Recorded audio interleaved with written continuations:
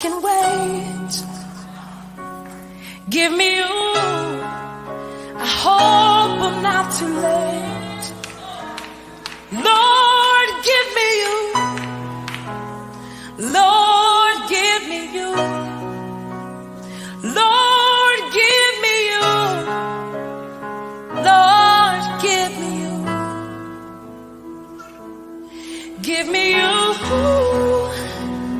Everything else can wait. Lord, give me you. I hope I'm not too late. Lord, give me you. Lord, give me you. Lord, give me you. Lord, give me you. 'Cause it's me, oh Lord. I'm on my knees, crying out to you. It's me, oh Lord. I'm on my knees, so give me you. Give me you. Come on, say, give me you. Everything else can wait. Give me you. I hope I'm not too late. Lord, give me you. Lord, give me you. Lord. Greetings, family of God. Once again, welcome to In Your Corner with Pastor Law.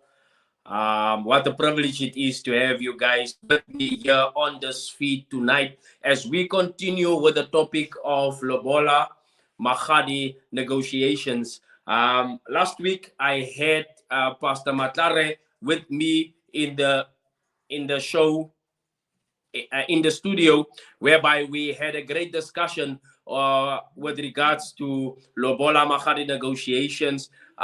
If you did not follow it, I would like you to go back onto our live feed of last week and then just have a recap. But without any further endurance or any further delay, I am having a great man of God here with me tonight. I'm having a man that is insightful with regards to this topic that we are sharing here tonight. Let me welcome my guest, Minister Tebogo Tseto, with me tonight here in the studio. Hello, Pastor Law. Greetings my to you. leader. How are you doing? I am 110% leadership, and you? I am very Are good, you thank you. I can't complain. What a privilege and an honor it is to have you in the studio with me here tonight to discuss this topic, Lobola Magadi negotiations. Great stuff. Likewise, Pastor Law, I'm really glad that I'm having an opportunity to come and share a little bit of the knowledge that I have with your viewers. And yeah, I'm looking forward to very insightful and interactive discussions. Are you excited? Are you excited about this topic, man of God? This is really exciting, man of God. I cannot wait to start sharing a little bit of my experience and my knowledge with your viewers and yourselves. Thank you very much, man of God. Let's dive and dig into this topic because 8 o'clock we will be having a load shedding in and around our areas. But I believe that before that, we can wrap up this negotiation, this not negotiation, this topic. Man of God, tell us what is Lobola Magadi negotiations all about? All right. Thank you, Pastor Lord. Let me formally greet each and every viewer here in the wonderful name of my Lord, my Savior, Jesus Christ. It's really an honor and a privilege to be invited to this platform.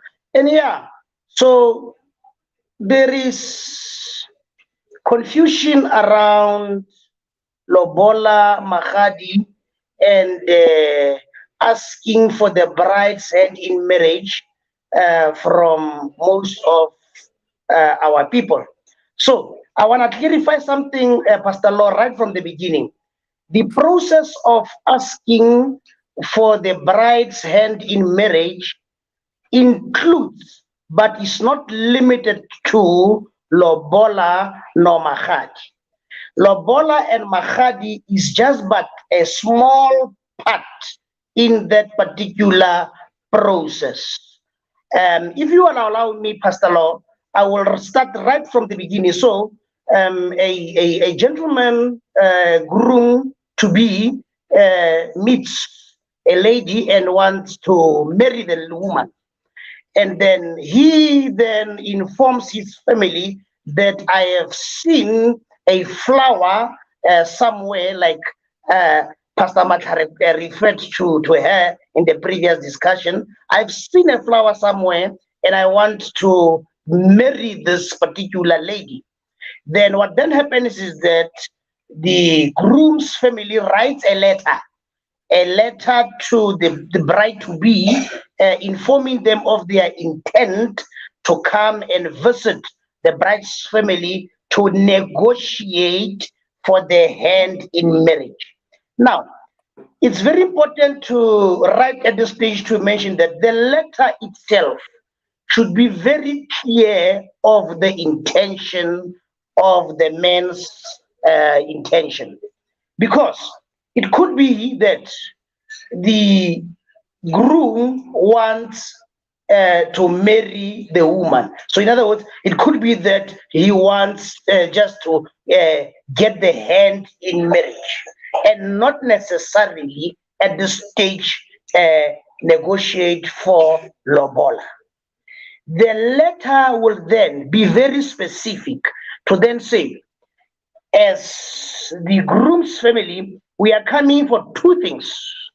We are looking for the hand in marriage, and we would also be negotiating for Lobola.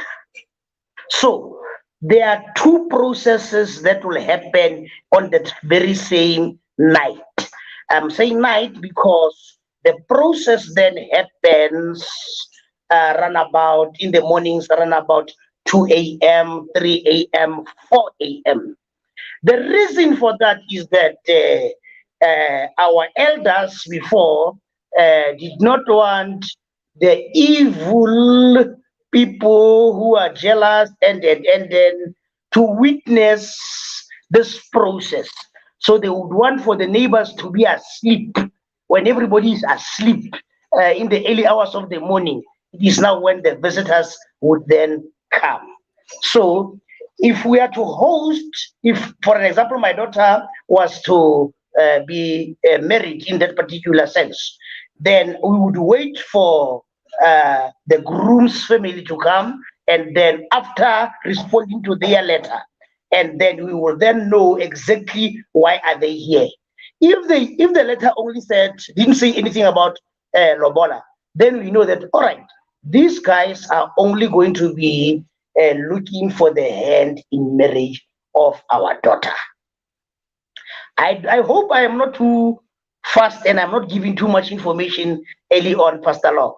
No. You are on the right track, because that was the follow-up question. So you also answer it. But quickly tell me, what comes first? Does the proposal comes first, or does the lobola comes first? Yes. So what then happens is that they then enter the household, né? All right. And they are different, maybe just to assist people who might not even know what to do in those instances. So they will stand at the gate and wait to be allowed in. What then happens is then that somebody from the groom's side will go to the gate, allow them in, and then without even speaking to them, allow them in. They will try and greet him. He will just be silent, and he will just open the door and show them to the place arranged, and they will sit in the house. They will come in, greet, and nobody will greet them back. Then they will sit down and we will all be looking at them like this. Then a nominated person from their side will then have to put something on the table. When I say something, I'm talking now about mouth opener. I don't know what to call it in other language. Volume low. Kasitwara is called pulamulo. So it means Yes, the in order mouth for me to opener. speak, or Yes. a mouth opener, then they have to put a mouth opener on the table, and then only then will the negotiation begin. So what happens is that first the hand in marriage will then be discussed. The hand in marriage will then be discussed. Now, the mouth opener normally is not exorbitant amounts. Normally, anything 100 rand, 200 rand, it's okay. It's just a mouth opener. It's just a sign to say that we are here, we have entered your home, here's something. Then we start, negotiation starts.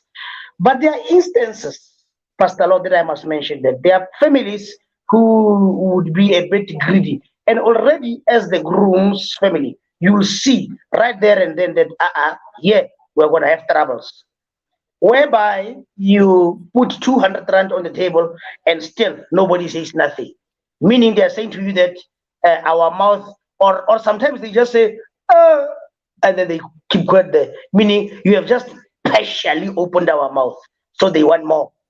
Then you have to put another 300 rand. But it shouldn't really be an exorbitant amount. And that is part of the first part A of the negotiation. Part A Okay. of the negotiation then is, yes. Part A of the negotiation is then, okay.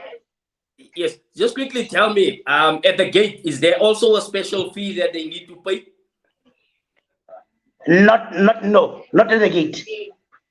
At the gate, no. In the Sichuana culture, no, not at the gate. There's nothing that they pay Okay. there. But you'll find that in other cultures, there might be that they pay something at the gate. But in the Botswana Okay. ones, no. Mm. Okay. So now they are inside of the house. They have paid Yeah, the mouth open on Vulum Lomo. They've paid it yeah. now, and Uh, it's now where you guys now starts to negotiate. yeah, In that negotiations, yes. which family starts first? Yes. So the visitors will then come, will start and say that now we are from the Tetros family, where we saw our son says he saw a daughter here, and we would request that we be given permission to marry into your family. And then now, the letter that was written to the bride's letter already, the bride's family had prepared a couple of ladies, three at max, who belong to this family. Then these ones, the bride's family will then, okay, we hear you. Do you know whom you want to marry? And the groom's family will say, yes, we do. Hopefully, then the son should have told them that, Mama, I'm marrying this particular one. Because remember, at that moment, the guy is not there. So they will bring them one by one. And deliberately so, they bring the first one who's not the one. Uh-huh. And then he has to pass. Is this the one? And then this family says, no, she's not the one. And then they bring the second one. Is this the one? No, she's not the one. Normally, the third one is always the one. So even if you did not know her, but we make it easier for you to just say then that the third one, you say yes, she's the one. And then the third person who comes indeed is the lady in question. Then the family of the bride will then ask the lady, do you know these people? Then she will definitely say, yes, I do know them. How do you know them? Now, my boyfriend's family or something of that nature. All right, then they let her go. So the issue of identity already there has been dealt with. Then this one said, okay, you have seen your flower. Then what are you saying? Then we allow the groom's family to start with the gifts. I'm calling them gifts, but they are not necessarily gifts because now they are offerings. Everything goes two by two. You start with the grocery. You start with the grocery, two. Coffee, big one. Big one is for the family, and the small coffee it's for the uncle. So everything goes now hand in hand. 2.5 kg, 5 kg sugar, 2.5 kg flour, 2 liter oil, cooking oil, 1 liter cooking oil, just like that. Then there is also attire for the bride's mother. Normally, what then happens is, because we do not know the sizes of the bride's mother, truth sizes, then you can even bring money. Then you say 5,000 rand or 4,000 rand or 2,000 rand here. This is for the bride's mother's clothes. Then these ones will then count the money, and if they are complaining, they complain right there and there to say that it's too little, and then we put some more, and then they accept. Just like so, and also for the uncles, something for the clothes of the uncle, then they accept. Then also the clothes of the bride to be. All these processes, women are the ones who are now heading or leading these processes, because there are times where indeed they bring clothes. So you can imagine a man having to demonstrate, because you have to demonstrate the underwear. This is the underwear for the bride. So it is women who are handling all those things, because you have to buy from the shoe up until the top for the bride to be, to then say this is all the clothes that she will be wearing while marrying him. So we are showing you that where she's going, she will be clothed. Then the last portion of the negotiation of looking for the hand in marriage involves now two sheep. Two sheep. They would be outside, maybe in our baki outside there, and then it's called mukwele, and then we say, all right, they have accepted everything. In between this time and the time of mukwele, there might be penalties. It might be that the gentleman had previously impregnated the lady. Maybe there is also a child involved. There's a penalty. It might be that something was not done properly in between. Then penalties are imposed and penalties are accepted. So when you come, you always have something extra with you, extra cash with you, in the event that you were gonna be penalized. Then there's a time for Mukwili, go outside, everybody goes outside, and then they inspect the sheep. What is important about the sheep, Pastor Law, is that do not come with a sheep that has got a tail. It must be a tailless sheep, because and it must not be a male sheep. What is the English or Afrikaans word for that kind of sheep? I've just forgotten. Otherwise, it must not be a male sheep. Otherwise, you are insulting the father of the woman, and it must also not be a sheep that is having tails. You also are insulting the mother of the woman. So you bring a proper sheep. You must ask around what kind of sheep. It's not just any sheep. You must ask around what kind of sheep should it be taken when I'm going to look for hand in marriage. So that concludes. If the sheep is fine, concludes the process. the delegation that went to inspect the ship comes back, reports in the house to say that everything is shanana, everything is in order, and Mohono Kwani they ululate and everybody is happy. Got and then that's the process of ending marriage. Then it is accepted. Already at that stage, there is a legal marriage between two people. Already at that stage. Okay, Now, there's a question. Before you yes, continue, man of God, yes, sir. you're giving us nice inside info, and Yes. you're touching on critical things. Mr. Minister Marius Buffett is asking, at what amount does Lobola negotiation start? The Lobola part. All right. How many minutes do we still have, Pastor Law? No, we still have roughly 35 minutes to go. All right. Then who's asking the question once again? Minister Marius Buffett is asking, at what amount does the Lobola negotiation start? Okay.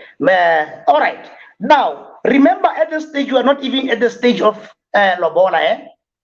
We are still at the stage of asking for Ending the marriage. heading marriage. Yes. Okay. Now, once everything is settled and is done, and the groom's family came with the intent of also settling the Lobola as well. Then already at that stage, they then say, we have also brought Lobola. Can we go to the crawl, Bedikral? So it's outside.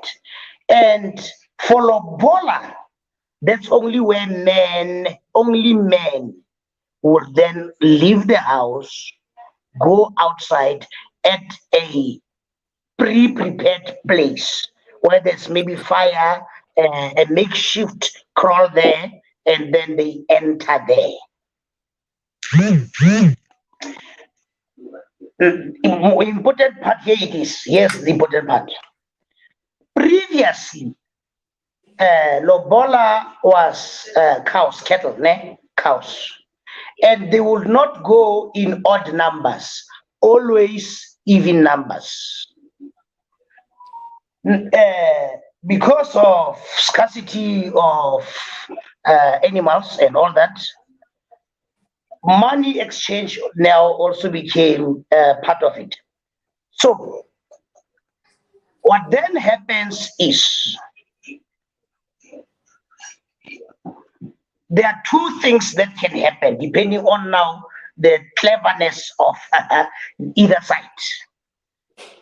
It could be that then the bride side then says, then we are in the crowd.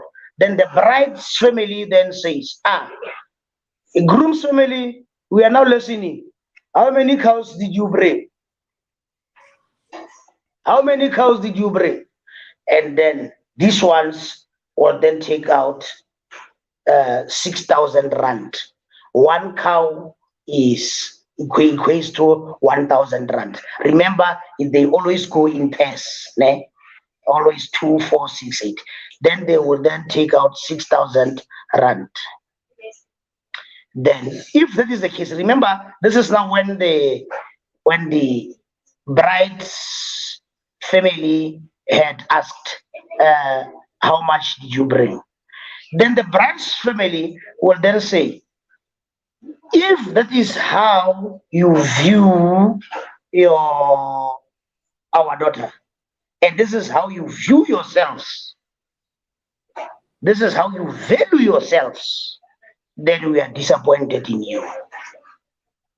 We would like for you to think long and hard about your next move, because from now on, that's how we are going to view you, and we are going to treat you. Now you must know that at this stage now, things are now tense. So that's the first instance. The other instance is the bride's family may just right at the go say, all right, we are looking for 30 cows. When they say 30 cows, then they say 30,000 rand for an instance. But these days, Pastor Law, these guys are not joking. They go even to 100,000. They even go there. But yeah. So there is really not no standard price, a standard price. But let's see, for an example, the bride then says, all right, let's make it an argument. They say we're looking for 50 cows. Then you must know that they are looking for 50,000 rand. Then the groom will then ask for a recess, and then they will go outside and then they will come back, and then they will come back and they will plead for lenience and say, hey, please guys, hey, please be lenient on us. And then this one will say, okay, we will cut out of the 50. We are now cutting 10. Then we are looking for 40. Then these guys will also now ask for recess, go out, and then have their 1-2-1-2, talk a bit, come back. Come back. When they come back, they cry again. Please, we tried, but we could not find those cows. There's drought. Things are now scarce. Then these ones will say, last time, last 10,000. And indeed, that will be the last cut. So when that happens, you must know that once they give a price, you must know that you will have two chances for a reduction. When you are in the negotiating team, you'll have two chances for a reduction. So deliberately, they will put it a bit high. If they know that they want 30, they will start at 50 and go to 40, and eventually then come to 30. So you know that you only have two chances of going outside. The third time around now, you must know that that is the asking price, and you must be prepared to pay for that. Quickly tell me, my leader, is the Lobola paid in full at that meeting? Not necessarily. Okay, what is then the Not process to follow? Yes. If it then happens that we came, all right, you must know. So the girl and the boy will pre the negotiation roughly inquire from the bride's family, hey, how much are they gonna say? How are they gonna kill me too much? No, nah, my uncle said 30,000 or whatever. But to your surprise, so the bride, the groom's family comes somewhat prepared, knowing that roughly this is how much we're gonna pay. But it may happen that a day or so before or on the day, there is another uncle who comes and who's a powerful uncle and who comes and joins the bride's family, and then everything changes. The price suddenly is no longer 30,000. He wants for 50,000, or he wants 60,000.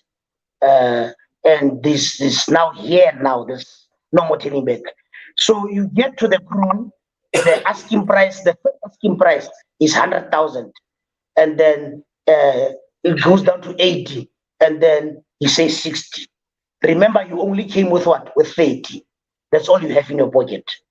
What then happens is, eventually when that happens, and then you know that it's now 60,000.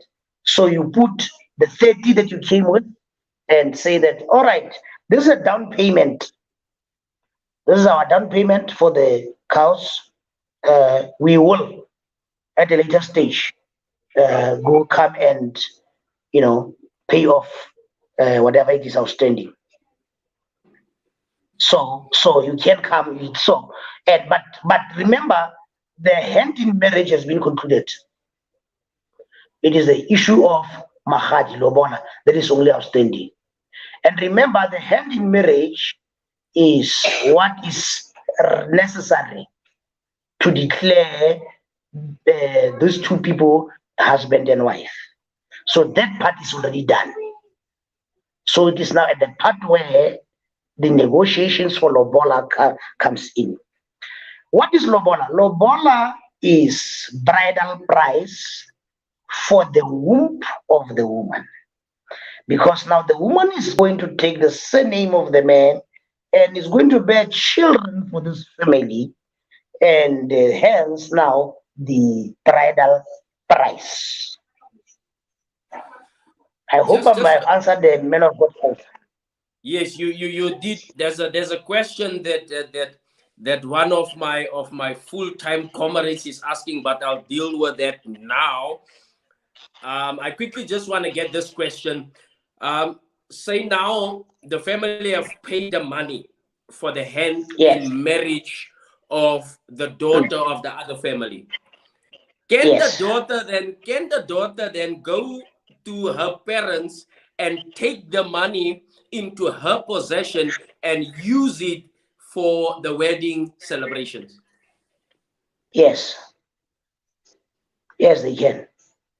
They can. So they can. Okay, thank Normally, you. yes.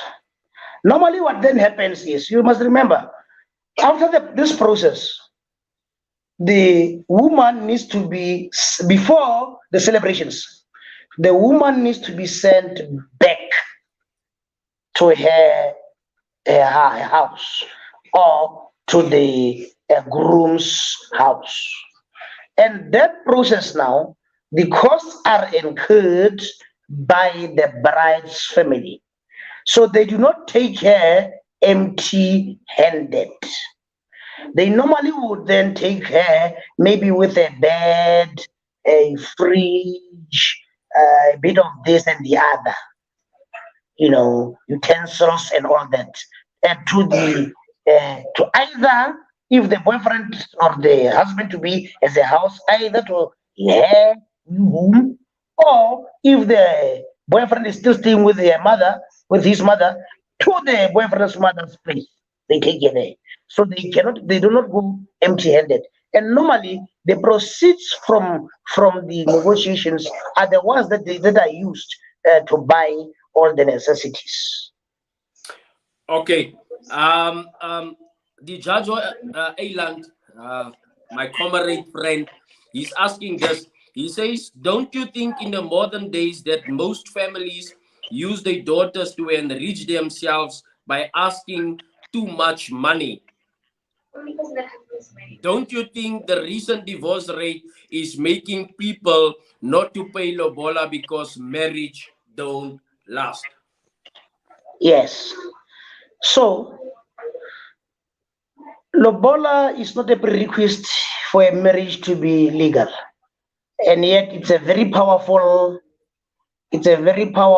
symbol of who you are as the groom's family. It's a very powerful symbol in the sense that it says a lot about what kind of people my daughter is marrying into. I've got three daughters myself, and I will be asking for Lobola, and I expect whoever will be marrying into my family to be ready to show me, to give me the confidence that my daughters would be well taken care of. Enriching somebody to a very less extent. To a very less extent. For me, we should not look at it as a form of buying and selling. It's not a transaction of buying and selling. We should look at it in a form of then saying, I am showing that I'm ready to marry, and I'm showing that I would be able to take care of this woman, and whenever she bears children for me, I will be able to support and take care of the children. Thank you very much, my leader. Can lobola money be returned? And if so, what is the process that needs to be followed in such a case? Never. Batal is batal. Never. So it You've paid cannot be me. returned. It cannot be retained with her. You have taken it out. You have taken it out. You pay Lobola today, and then tomorrow or 7 years, whenever, even tomorrow, my daughter can come back and say, I'm no longer going there. Lobola is not going back, Buddha. It's gone. I have a But there is a question from. but there is a catch. Let me just quickly clarify. There is a catch. So my daughter returns, and she's still young and beautiful and all that. Another guy comes and wants to marry her. Now, I have to inform the family of the people who paid Lobola. They Okay. become part of the new negotiations. Part two. She's married now. She's getting married for the second time. They become part of the new negotiation, and let's say, for argument's sake, they paid 100,000. Yes. All that money.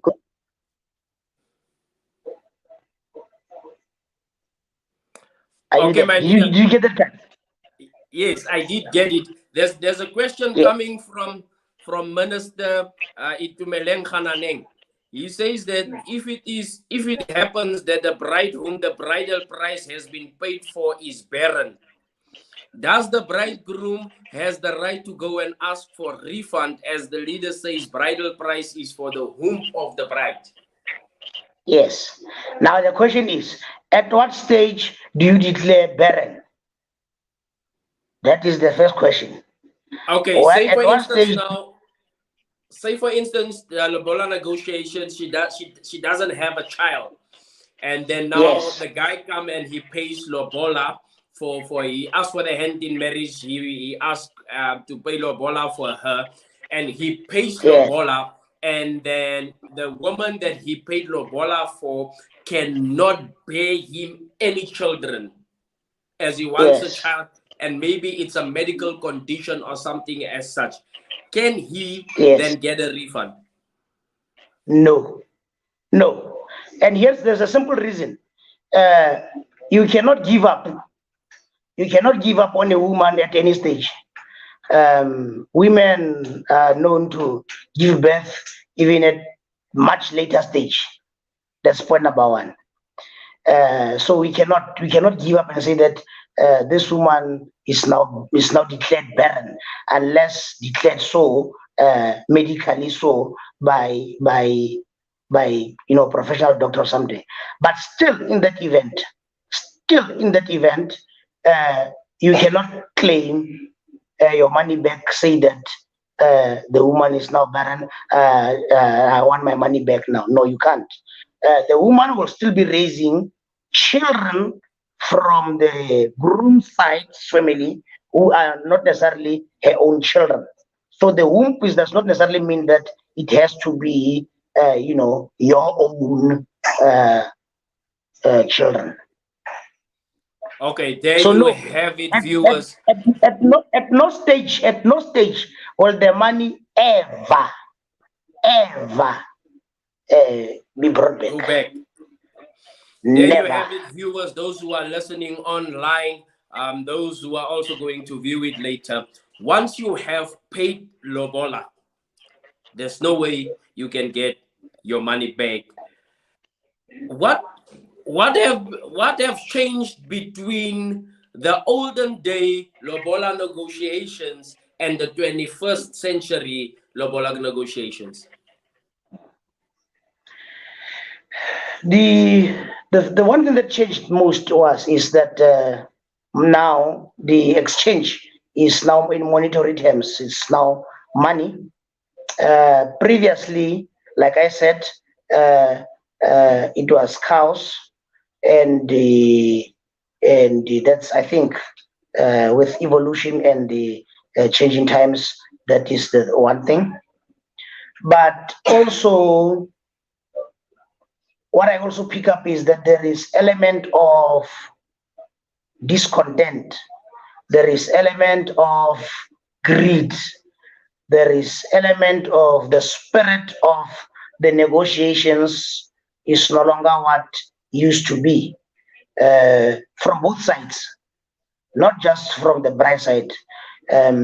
You find that even from the groom side, they want to get scot-free, not acknowledging that this child has been raised well mannered, and so that's what has changed. Money is now put at the forefront of everything, as if money revolves around marriages, and already you are putting a strain into that marriage.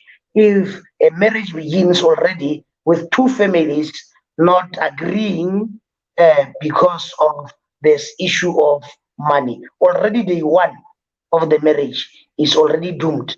Why? Because there's disagreements between families around money. So somebody will start feeling that their worth is not, uh, you know, taking into consideration, or you take me cheap or whatever it is. So that is basically what has changed. What has changed is that these days the emphasis is now more on how much can I make, and the other emphasis is how much can I save.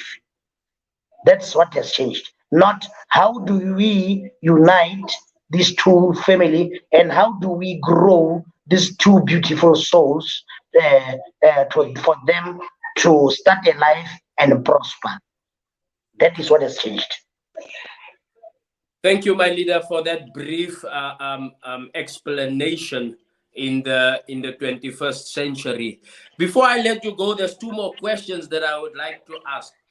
Does paying Lobola for a well-educated woman, in terms of a woman, say I need to pay Lobola for someone who have studied as a doctor or a lawyer, does the qualifications and the upbringing of such a person plays a role in terms of negotiating for the Lobola? It shouldn't. It shouldn't. Because if once that is mentioned by the bride's family, then you must know that they are selling. So they are selling. They are saying I'm putting a price because I have already spent money on this woman. Now that is now commercializing the whole thing, and it shouldn't. So it shouldn't be about how educated the person is, or whether the person is working or not, or any other thing that is financial in nature, or even material in nature. Some even put a high price because the bride comes from a family that is well to do, a family that is well off, family that is rich. And it shouldn't be the case. It really shouldn't be the case. Thank you, my leader. My last question, because we are pressed for time due to I have two questions.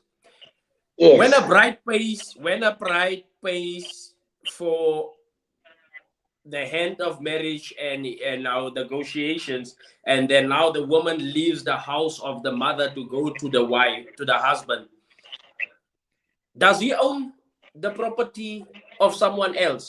Does the wife becomes his property? Does the wife becomes a doormat where he can just order around? Nope. She becomes a daughter in that house. She must be treated like, if she finds that they are what other ladies, or I don't know, she becomes part of the family. She becomes a daughter with equal rights and privileges, just like all the daughters of that house. That's how it should be. She's not a property to be taken around and abused, and she's not a property. That is why, Pastor Law, right at the beginning of the negotiation of Lobola, if you are the bride's family and you feel that uh, I mean, if you're the groom's family and you feel that the bride's family is putting exorbitant amounts, then you can ask them during the negotiation. All right, are you selling? Are you selling your daughter, or what is this thing that is happening right now? So already you tell them that if you want us to buy, you must be prepared that we can buy, but you must know that we have bought, and once you buy, we own. So you tell them at a stage, you make them aware that look, this is not supposed to be an exchange, buy and sell transaction, so that they know already. I hope I Okay. am quite clear. Now you put it quite So, out there so that the sorry, people my that dear, goes for from you can sorry speak to my interrupt you there. Yes, sorry to interrupt you there. So the groom's family must also be assertive during the negotiation. They must really be assertive during the negotiation, the Lobola negotiation. It's not just take it or leave it kind of thing. They must be assertive because they must also share their value system with the bride's family to then say, this is what we are, and this is not what we subscribe ourselves to. We are doing this in a traditional sense and in a spirit that we want to grow and prosper these two lovely souls of ours. Thank you very much, my leader. There you have it, guys. When you pay Lobola, you exchanging values, and then you invite a new daughter into your house. My last question: can a prenuptial contract be drawn up for Lobola negotiation? For a Lobola negotiation, Yes. now the only paper that will be drawn up is not a pre. It's a paper that will be like Pastor Mathares said previously. That will be done at the tribal authorities offices. So no, the everything. This marriage is not what is normally referred to as ANC marriage. What is the right term? Yes, it is everything is in community of property. The customary marriage is community of property. There is no I come with my own thing, you come with yours. There is no such thing. It's 50-50. It's Mhlangano. It's one thing, community of property. That's how it Thank is. you. Thank you very much. There you have it, guys. You cannot come to say that I own 10,000 cows and I don't Yeah, come into this marriage with those cows. I'm coming as myself. It's in mm, community of property. of It's a property. 100. It's a 50-50. Yes, It's yes, not going into what you bring and what I don't bring. You bring everything 100%. together at that negotiations. Man of God, I want to say thank you Yep. to you for sharing such insight information and taking us through the process from the gate into the house, into the paying for the opening of the mouth and starting the negotiations. Every week I see on the feed there's only men that is channeled in, so and that it's men that is having daughters. So I believe that this is an insightful session. It's an insightful topic that we have, and it's informative and educative to the men that is constantly logging into this feed. I want to say thank you to you for buying out some time to come and share with us such important information as to how can we then approach Lobola negotiations. I want to salute you for your for your advice and your wisdom that you have. I can hear you have set in to many negotiations. I want to salute you for that, and thank you very much for coming on this feed tonight and share your insight on it. May God bless you, my leader, and may you have many more negotiations. Thank you. Thank you, Malida. I want to say thank you for inviting me to this platform. I think this is a beautiful platform. I think God is doing wonderful works through you, through your ministry. And I'm glad that we're having these discussions as a nation, but particularly, men of South Africa really need to be empowered. And I think this platform is doing exactly that. People have got lots of fears, um, a lot of fat and set, if I may say so, because people do not want to go through the right ways because the culture has been contaminated, the tradition has been so much contaminated by things that do not belong there. And yeah, so I'm glad that I could, come and share a bit of my experiences, and I'm glad that this will maybe help somebody who was in doubt. And God bless you greatly, and good night. And thank you very much for inviting me once more. Thank you, my leader. Thank you very much, my leader. To those of you who tuned in tonight, I hope you find this session very interesting, like myself. I was enjoying myself there, and I was enjoying listening to Minister Tebogo speaking. If you want to sow into our ministry, if you want to partner with us on this journey, the details is on the screen.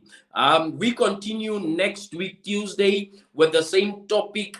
We're going into part 3, where I will be having Pastor IG Mabochola with me in the studio, taking this negotiations and this Lobola and Magadi topic to another level. Also look out for the month of June, where I will be preaching a series, the cycles of life. Where you are, where you are going. I'm going to preach on that topic, on that series in the month of June, the cycles of life. I'm going to preach 3 weeks on it, and then 1 week I'm going to take break because I'm also writing exam during that time. Thank you for tuning in. Make sure to make a date with us next week, Tuesday, same time at 7 o'clock, unless the load shedding shows otherwise. May you be blessed and have a blessed weekend and enjoy yourself with your family. God bless you. I'm out.